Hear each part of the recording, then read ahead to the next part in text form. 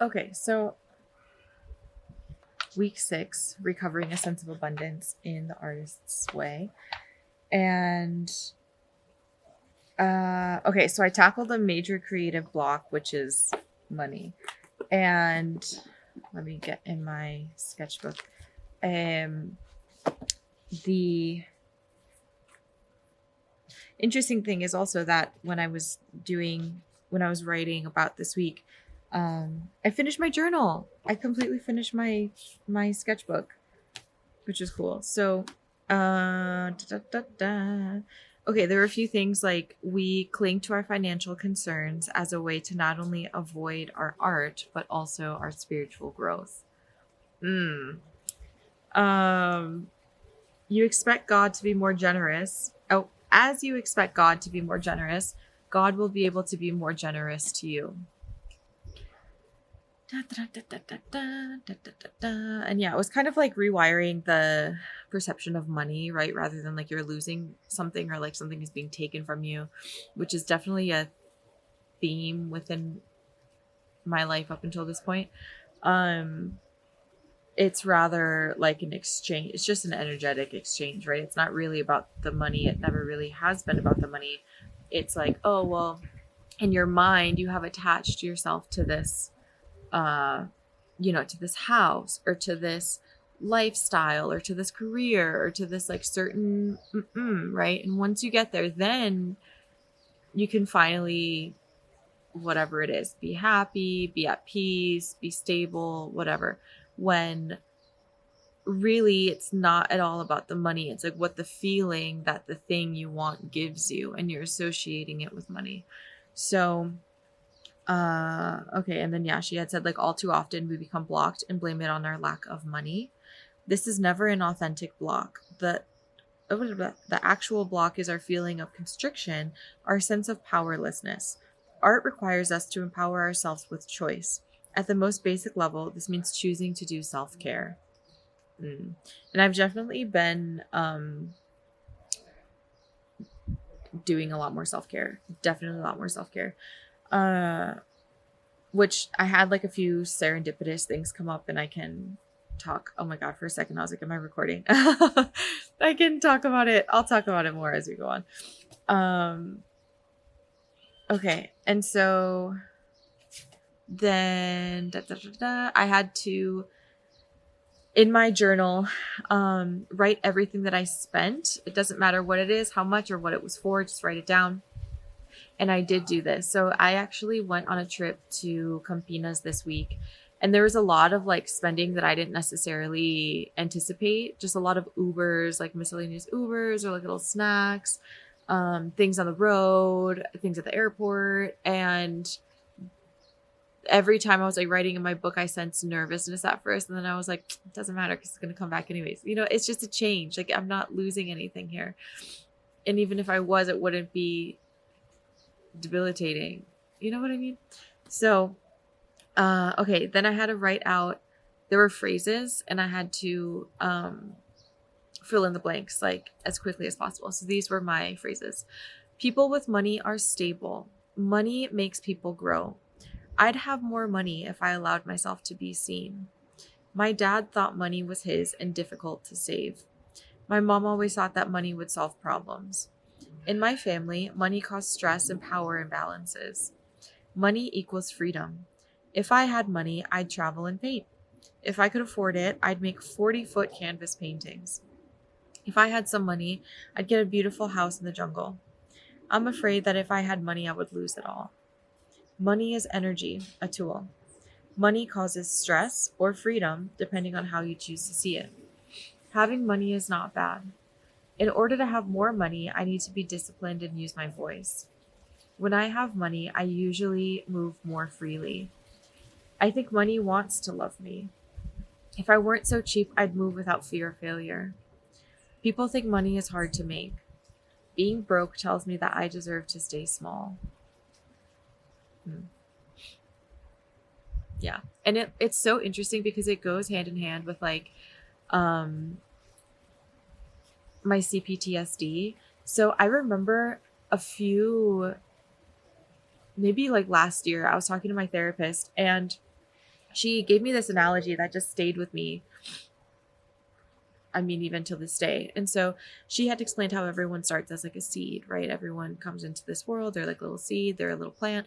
And if they have proper nutrition from, the sun and water, like their father and mother or their family, they start to grow and they like develop into this beautiful stalk of a plant, and then and they turn into this like adult tree full of fruit, right? And throughout life, these fruits will sometimes get taken by others. Sometimes you'll give them willingly. Sometimes they'll kind of like fall and rot because you're not really sending energy into those branches and they're not getting the nutrition they need. And these fruits are kind of like your ideas. They're symbolic of your extensions of you, right? The things that you create, your ideas, your creativity, your ambition, your all of the above. And so she had said that sometimes depending on like if people take your trees, people will kind of like guard themselves or not want to bear fruit. And she gave all of these wonderful analogies. But then she had said, like with you with CPTSD, the thing is actually that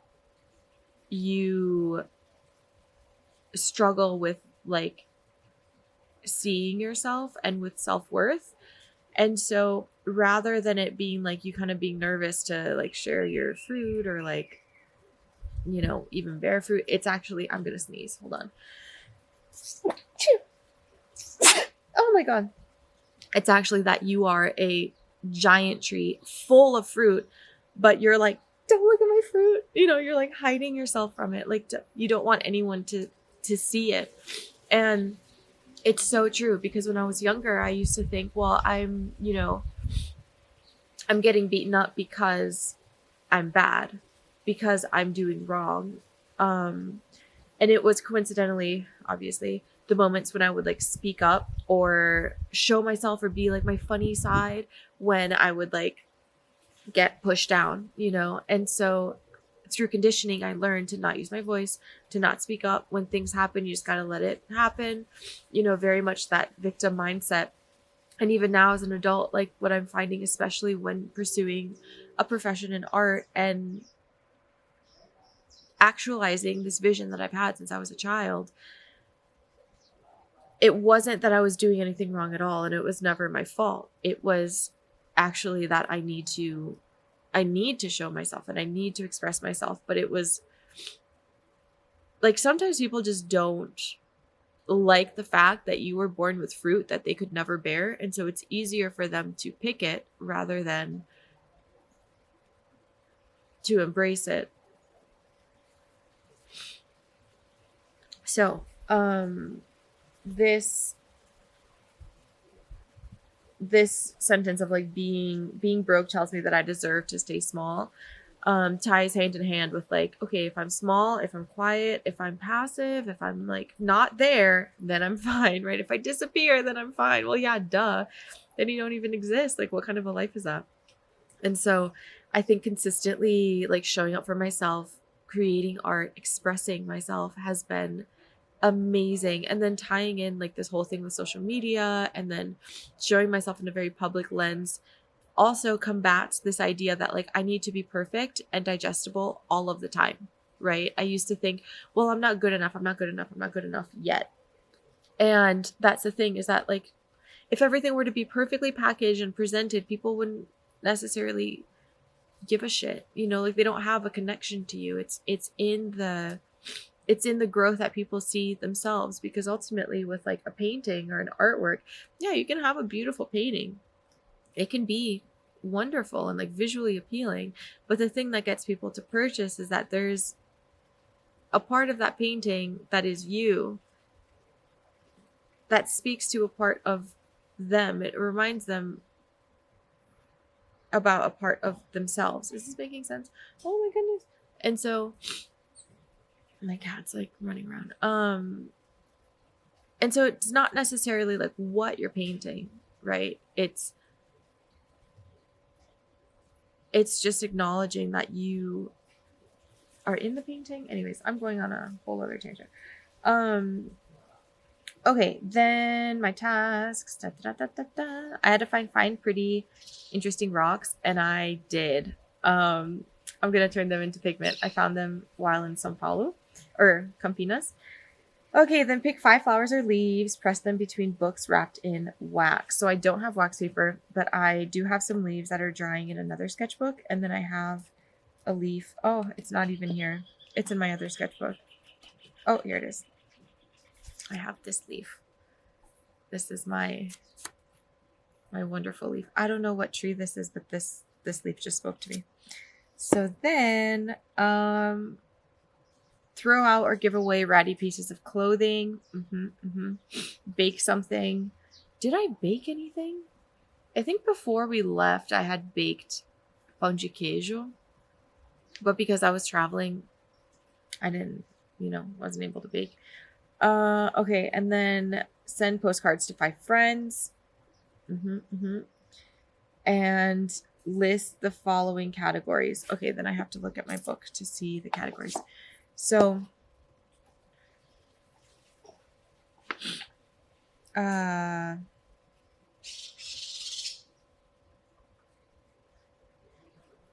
favorites in these categories. So the first favorite was, oh my God. Okay, the first favorite was cars.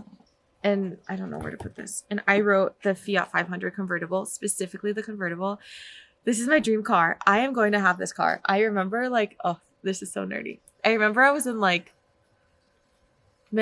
maybe the 4th grade or something.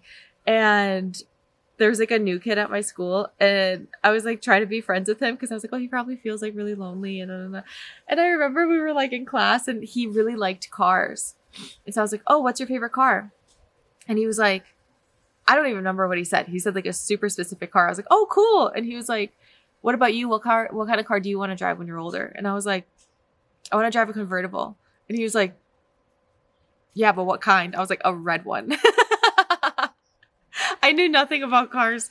But anyways, my favorite car is the Fiat 500 convertible, the little pop where the top comes down. Okay. And then dogs, I had written mini schnauzer. I grew up with a mini schnauzer. They're the sweetest dogs. They're so spunky, very stubborn. And then flowers, I had written a white rose and then forget-me-nots. So I remember in my great grandma's garden, she had this beautiful rose bush at the entrance of her house, and it was full of these giant white roses. And then forget-me-nots because they remind me of my grandma. I used to find them in Minnesota a lot, growing along the sidewalk. And when my grandma from Brazil would come visit, she was oh my God, those flowers were always the ones that stuck out to her. And then later I looked them up and found, oh, they're forget-me-nots. And so I think there was a link there with my grandma. Then trees. Mango tree. Mango tree is my favorite. 5 is fruits. Okay, so this is new. My favorite fruit now is ata, which is a Brazilian fruit. So it kind of looks like an artichoke, but it's not a vegetable, it's a fruit.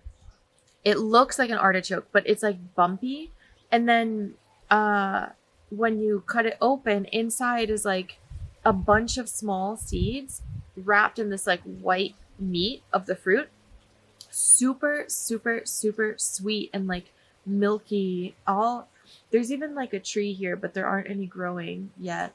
Maybe I'll make a video in the future trying some fruits, but that's my favorite fruit. As well as jabuticaba, which we have here in the garden. I think I have some videos about it. I'll post a video. They're so interesting. They're these balls, and they grow on the trunk of the tree.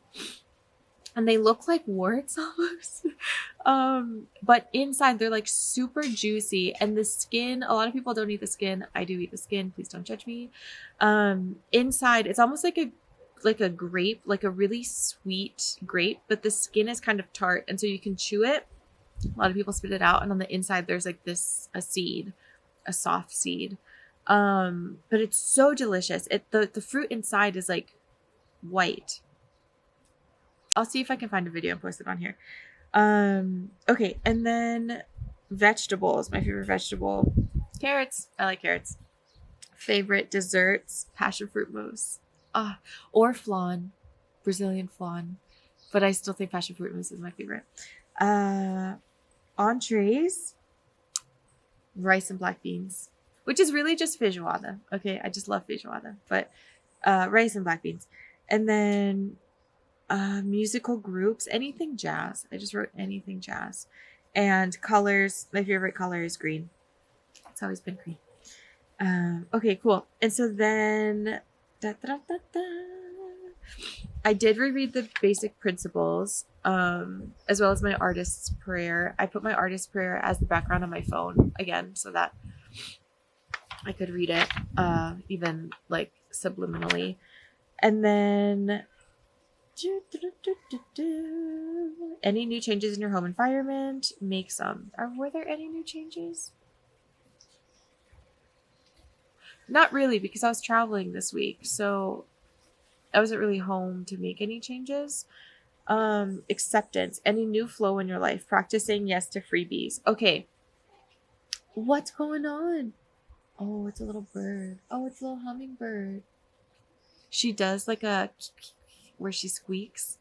Hi, hello.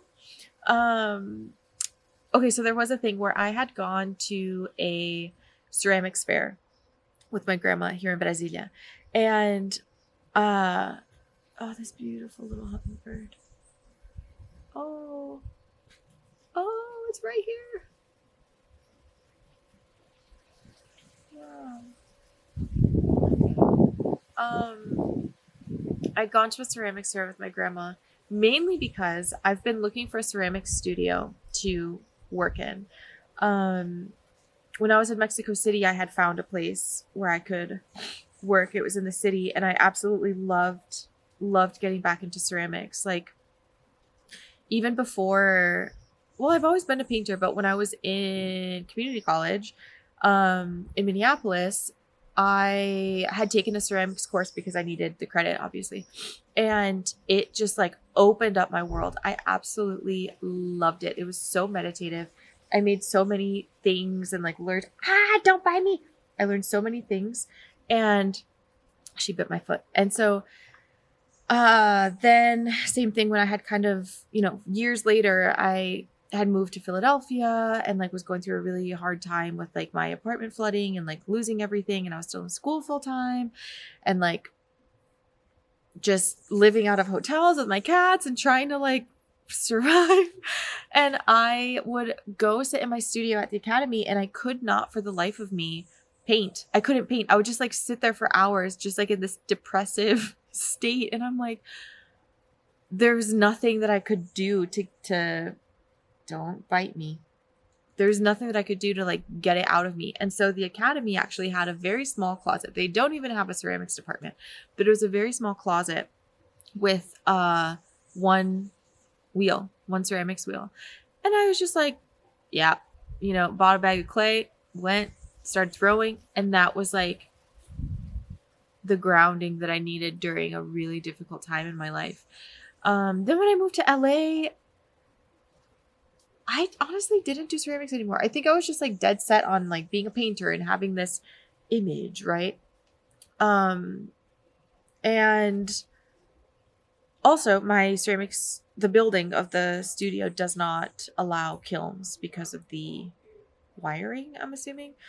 So that was just kind of like a logistical thing. But anyways, now that I'm here, I've been getting all of these ideas for things to make. And when they say like, yeah, this book definitely like cracks you open, and art making is like this channel through the creator, and the more you make, the more you'll receive. It's very, very true. I've been getting like all sorts of like downloads and things that I need to make, which are clay based. And so anywho, that was a long thing. Went to the ceramics studio. Went to the ceramics fair with my grandma, and I was asking around like, hey, like, do you work at an atelier? Like, do you know of any place that's like more of a co-working? Because from what I saw, it was mostly places nearby that were like, ceramics classes, come make a mug or come make a bowl or something. And I was like, no, I need, like, I've taken classes before. I know how to throw the wheel, but I need more of like a space that I can just go and work independently. And so I was asking around, and someone there an artist had recommended me to his friend. And so yesterday I had actually gone to her space and checked everything out, and it's like 100% what I was looking for. So really, really excited for that. I'm gonna start next week. I'm so excited. But anyways, when I was at this fair, here's a serendipity thing. I've been making these paintings, a new collection recently. It's a new mini collection, and they are egg tempera with natural pigments that I collected from my home state of Goiás when I first landed in Brazil. And I'm being careful because there's so much here that I want to share, but I don't want to spill the beans yet. So I'll say this. There was a woman who was selling her jewelry also alongside her ceramics. Her work was so marvelous. And I was like looking at it, and there was a ring that was calling to me. This ring looks identical to a recent painting that I made that's in this collection. And it just felt like one of those moments, one of those links in life that's, it's a little trail that you're following of these like serendipitous moments. And so I bought the ring. Here it is. It's so, wait, is it focused? It's so beautiful. Oh my God. It's so beautiful. And there's this like beautiful little stone in there, and the design is so wonderful. So it like, what is it? There we go. It's like wrapped around itself. See, this part here doesn't connect. And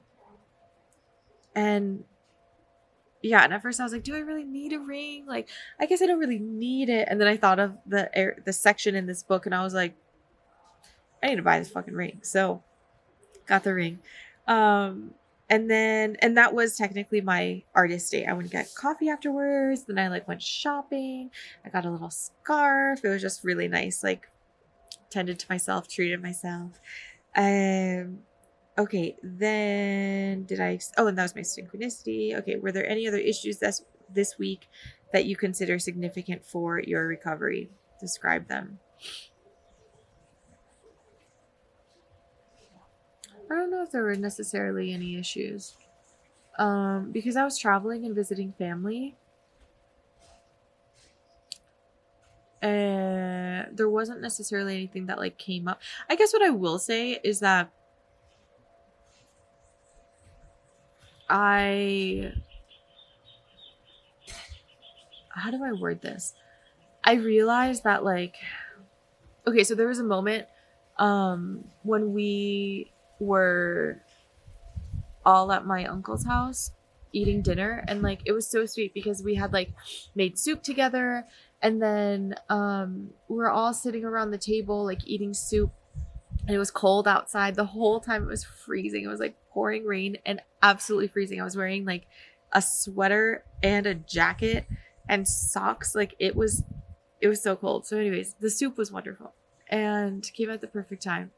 And so I think there was just a little moment of clarity where we're all sitting around the table together, and I just became very aware of where I was in that moment, and how grateful I felt for all of us to be united at that time. And like my grandparents were there, and we're all laughing, and I was like, wow, this feels really good. And it made me kind of sad at the same time, because most of my adult life I have been alone.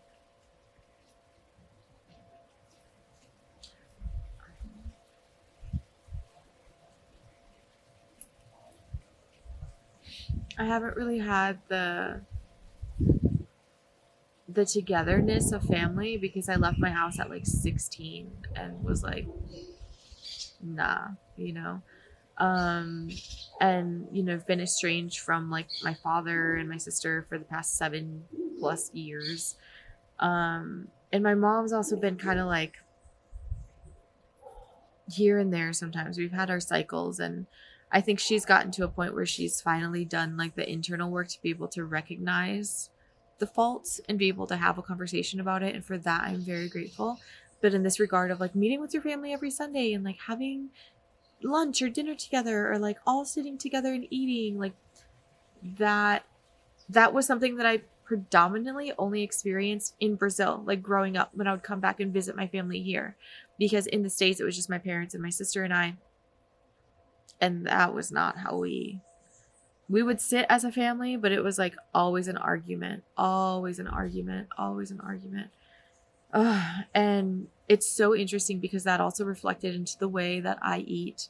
I realized that like when I was preparing food, I would have like panic attacks without even realizing it. Like I would get really, really anxious, or I would eat super fast. And it was only through like EMDR therapy, like after I had been diagnosed with CPTSD, that I realized, oh my God, I'm subconsciously eating so fast because I am anticipating a fight. And so I've become more aware of that and like slow down my eating and like try to be more present because I'm not in that environment anymore. But so funny how it like carries over.